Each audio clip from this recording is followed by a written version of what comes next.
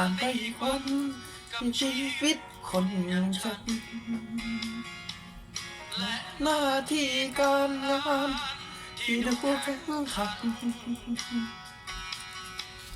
ช่วยใครและใครมีความสุขช่วยใครแล้วใครทุกข์ใจ